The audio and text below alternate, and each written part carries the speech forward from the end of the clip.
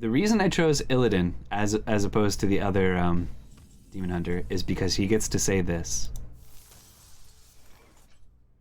You are not prepared. Yourself up to magic. Huh, this should be interesting. It's back! Alabaster's Glide has returned once again with this deck. So, I was actually talking through ideas for Keymaster Alabaster with one of you all in the comments on our YouTube videos, and had kind of a eureka moment, realizing that Illidari Studies discounts Glide, meaning that for just 10 mana, we can play Keymaster Alabaster and Glide without having to have a discount from Skull of Gul'dan, making this so much more reliable. We experimented with several versions of this deck, and the ones that are in today's highlight are the ones that perform the best. The first two games use Alabaster's Incredible Glide, and the last game uses Alabaster's Soul Glide. The only difference between the decks is that the first one has Zai the Incredible as a possible way to duplicate Keymaster Alabaster, but we were never able to pull that off. And the second one replaces Zai the Incredible with the second Shard Shatter Mystic. Now the games with this deck were so much fun and so interesting, we actually broke this down into two parts. So check out this first part and let me know what you think. Both decks we have faced have been super aggro. Now if this is Ramp Paladin, Skull of Gul'dan is amazing, actually, in that case. Marrow Slicer against other forms of Paladin is nice, but let's see if we can get something a little faster. No! Glide being in that position is not good. Not good at all. Okay. Oh man. If it is Ramp Paladin, Vengeance is mine. we'll be at 10 mana in no time. I just need Illidari Studies. And we'll be good to go. It probably is. Well, no. There's the tip the scales stuff. Tip the scales Alluria, and the Murlocs. That's not necessarily the Noz Dormu build. If I have Illidari, or when I get Illidari Studies, I will kill that. But not yet. But I will go ahead and play this to get it out of the way. Alright. So if we get Illidari Studies, we could actually... We don't even need Illidari Studies, because we have the coin. We don't need Illidari Studies. We can go ahead and go. And if he is a greed Paladin, then he's running some really big things that we can overwhelm him with as 1-manas. Okay, so if he plays Noz Dormu here, we Keymaster Alabaster. You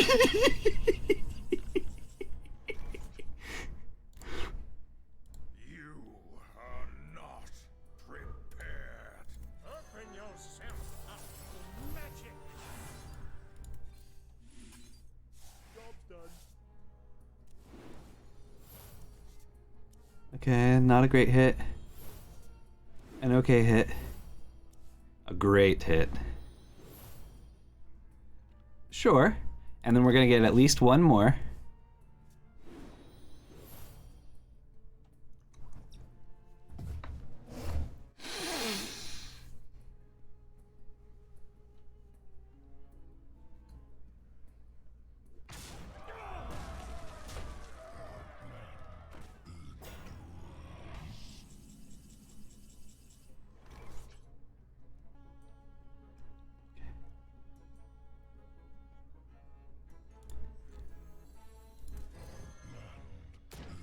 Definitely doing that. I can't seem to get through that. We can corrupt this guy here in a minute. So next turn we'll play him. I grow impatient.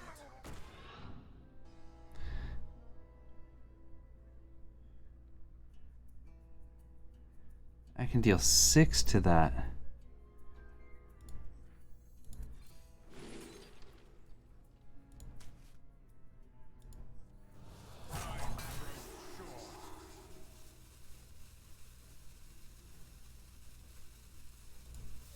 The victory is yours. No! Come on! I was taking a little bit of time to figure out because there are so many possibilities, but I think he was just tilted because we nullified the Scrapyard Colossus and we were going to kill Noah's Dormu, so he didn't have a good way to deal with our board, and he lost a ton of value there. Okay, let's give this one more because we did finally high roll with it. So Ramp Paladin is great because not only will they help us get to 10 mana quickly, but also when we glide, we get a bunch of great things from them. So yeah, this is a Ramp Paladin counter deck or counter archetype. I'm not sure which deck is going to be best at the end of the day, but alright, this will be the last game with this version. Zoo has been relatively popular, but more it's been Galakron Decatus or Control Decatus. But I don't have any shards to shuffle at the moment. Blade Dance is a bit questionable, but against Zoo... Okay, there's Keymaster Alabaster. We just need to get Glide. We'll probably end up using the coin against Warlock by turn 10, so we'll need the Illidari Studies. But does that tell me anything? It probably says Zoo.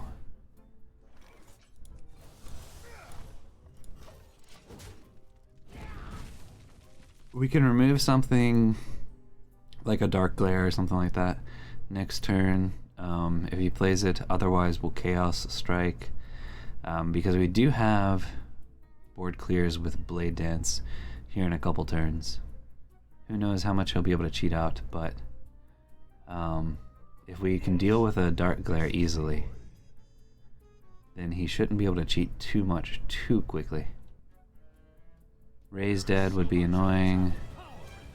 We can Chaos Strike that. Never mind. Okay.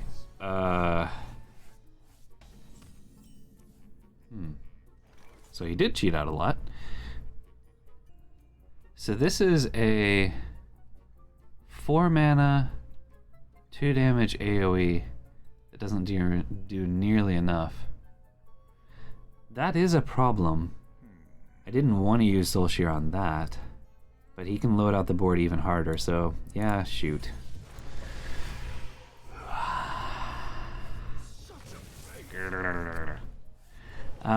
Okay, so we're back to Hyper Aggro decks again. When is the Discord server going live? It is live now, actually. I'll go ahead and post a link in here so you can be one of the first to join. And anybody who's watching. So basically I wanted to announce it on stream. Hold on a second. Okay, that's good. I don't think they were on weapon removal. So I'm not gonna hit yet. Bit questionable, but we have a 4 damage AoE with Blade Dance next turn, and then we can smack him or whatever's left over for 4 damage and heal for 4. So no advantage to punching now. Yeah, but I'll link to that here in a moment. And then after stream, there will be a panel on the Twitch page, and I'll be linking it in YouTube videos starting Tuesday as well. Okay, so Blade Dance it is. Full clear, perfect. And heal back to full. Make use of the twin slice there. Alright, so we're at full health on turn 5 against a Zoo Warlock. Can we do it? Probably not, but we're gonna try. Awesome, we're really excited about that. Okay, yeah, probably after this game, because Zoo tends to be high tempo. We only have one fragment. Let's draw. Get this out of the way. Though we're not using Skull of Gul'dan. Okay, there's Glide. But to get to the Glide, we're gonna have to play a full cost Skull of Gul'dan. Not ideal. What did he discard? Nightshade Matron. Okay. I do not have Silence. I do have the coin, so we can pull the combo without Illidari Studies, if necessary. You know what? I'm gonna make him fear for his life. Vengeance is mine. Alright. Because, I mean, we've got...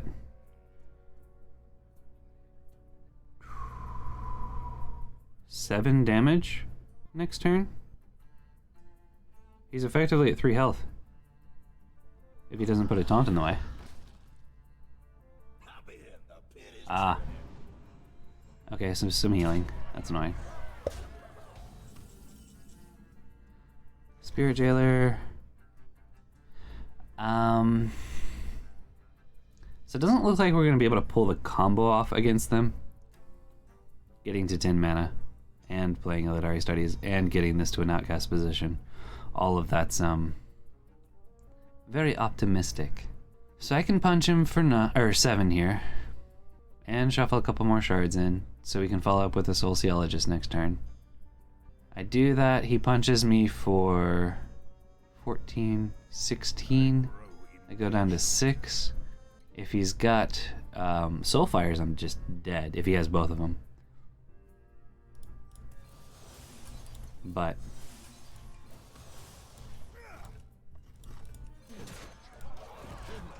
gotta try. Sociologist, playing Sociologist next turn. If we get all 3, we're still dead to the board. He can now bump here and get a 5/5 body out there as well.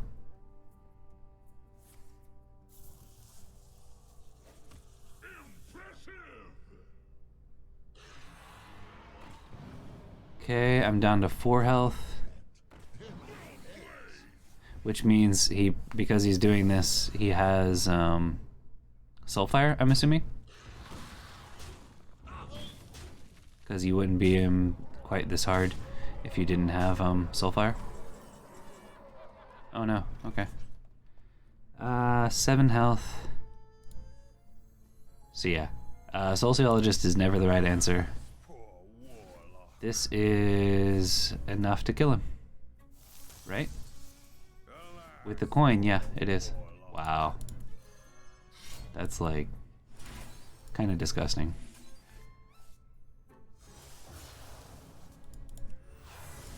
Could have hero powered, but whatever. He's dead. Alright. So he did not have Soulfire. And he tapped himself just to within range. Perfect. He thought he had completely overwhelmed us, and indeed, had we not top-decked Skull of Gul'dan there, I don't know that there was any way we could pull that out.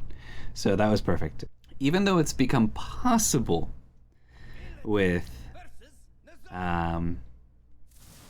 Illidari Studies to pull the combo. Do we hold Keymaster Alabaster in our hand? If it's a slow Warlock, that's great. If it's a fast Warlock, a Zoo Warlock, we get punished. But you have to play around one, you can't play around both. Okay, it is slow. Nice.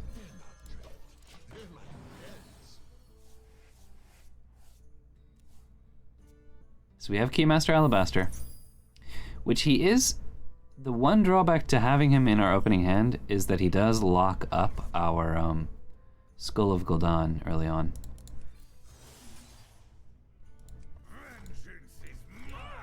So if we draw a Skull of Gul'dan before turn 6, we're not going to get a discount from it. They could be running weapon removal, but I'm still probably going to do that. Yeah. There's Glide. Okay. We can get Glide into the outcast position, no problem. I'm not attacking. If he has weapon removal, he can be like, ha ha ha ha ha ha, you fool. And yeah, we're sad. But we do have a target for Soul Shear if he does that.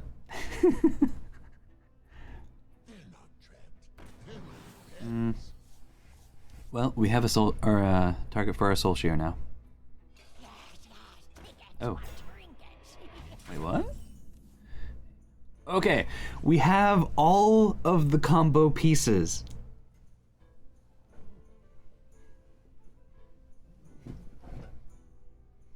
By the way, what's the best way to do this? Hero power only puts me up to 3, so I always have to use the Soul Shear to get through this.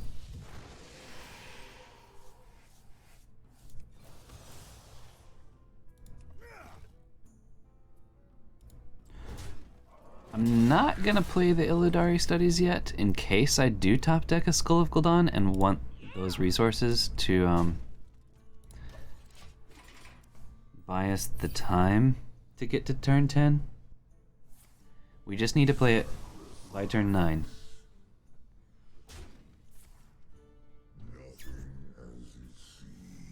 But we have the combo pieces. Which means, if we live, even if he burns some of our cards, we're good.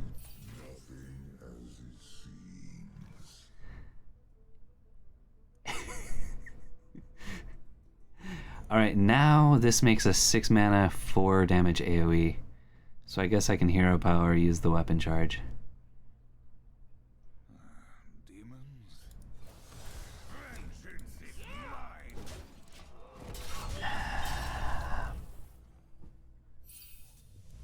So we have the combo pieces, which means we don't have anything we can play.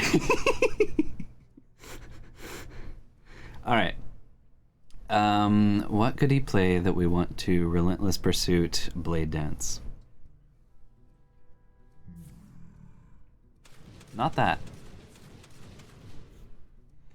So I might get to just hero power him in the face and be done. Oh! Oh! This is why I'm glad we didn't Illidari Studies yet. And there's a regular Illidari Study, no?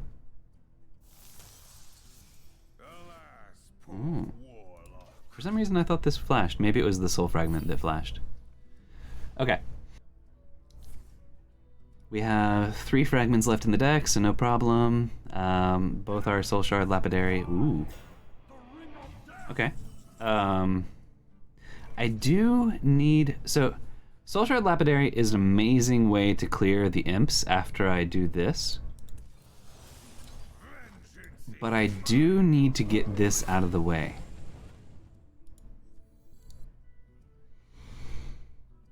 But I do have ways to use it that are really freaking nice. So... fine.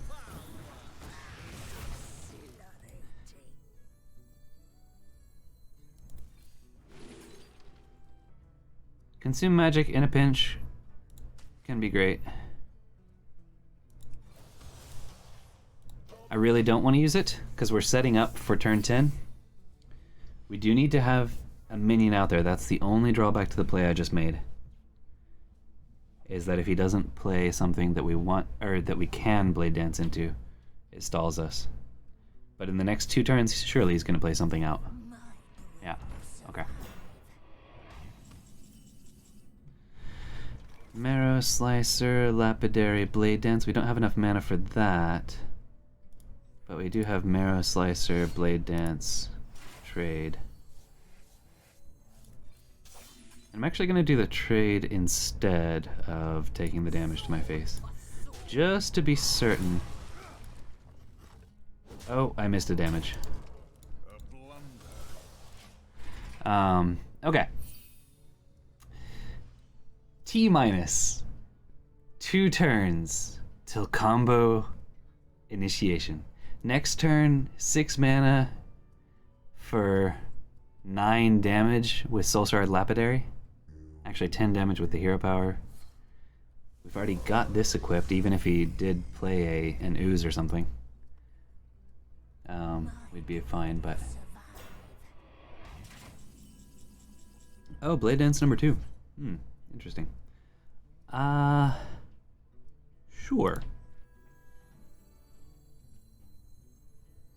Or is it a problem? Do I want to save it? I think I might want to save it. I mean, that would be a great consume magic target. But obviously we don't want to use that because next turn we get to pop off. Which means...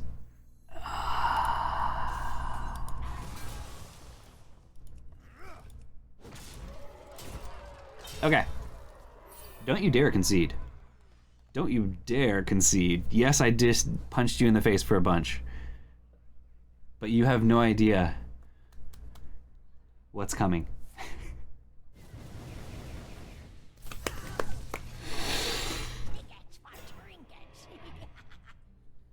The reason I chose Illidan as opposed to the other Demon Hunter is because he gets to say this.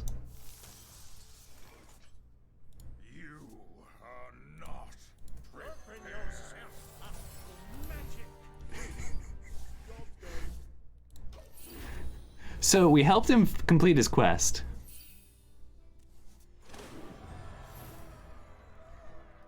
Hysteria, School Spirits,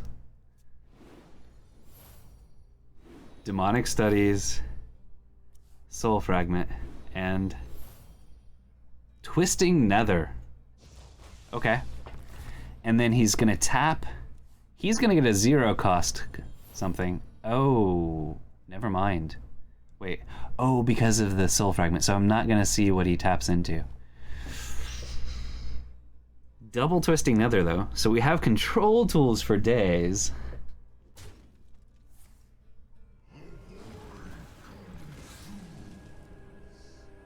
Still taps. We're gonna burn something. That's fine. Alright. Let's start with this.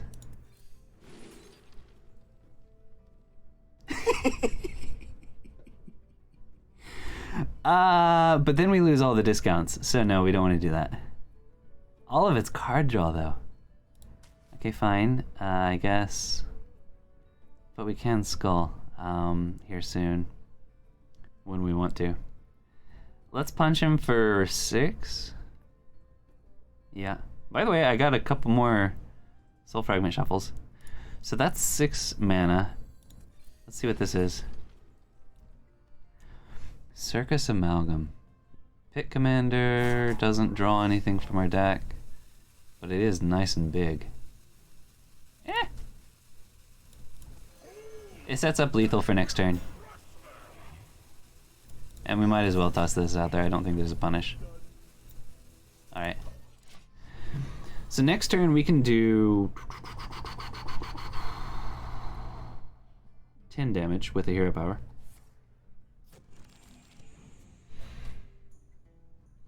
So we got removal tools from our opponent. Okay.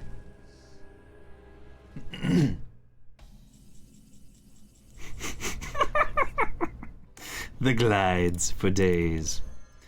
All right. Such a beautiful shield.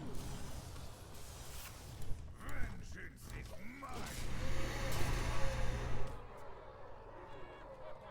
I mean, Hysteria could be good if he plays like Tocatus plus something sizable. It'd be a great way to deal with Yasharj.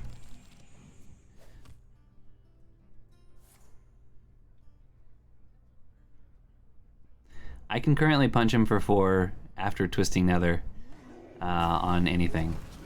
So even if he taunts something up or drops a taunt here, we got him. He has to heal as well as do this. Like if he just cascadings or something like that, he's dead. Okay, and do you have a taunt? Ooh, that's a problem. So we might be using Twisting Nether number 1.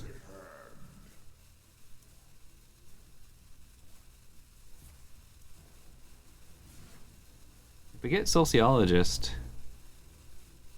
because I don't, well no, Relentless Pursuit. Oh, he didn't heal. He's just dead. Alright, well let's at least make use of this. So we pulled it off. Last game you got to play all 4 old gods? Very cool. Congrats. So we finally pulled off the combo against a Takata's Warlock.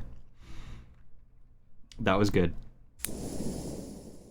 And that's it this time. I hope you enjoyed. If you did, consider smashing that subscribe button and sharing your thoughts in the comments below. We release videos here 4 days a week, and if watching experiments live is your thing, check out our stream at twitch.tv/SSAlchemist. We currently stream on Saturdays and Sundays. We also just recently launched a Discord server, and there's a link to that in the description as well. And remember, you're awesome. Thank you for watching, and have an awesome day.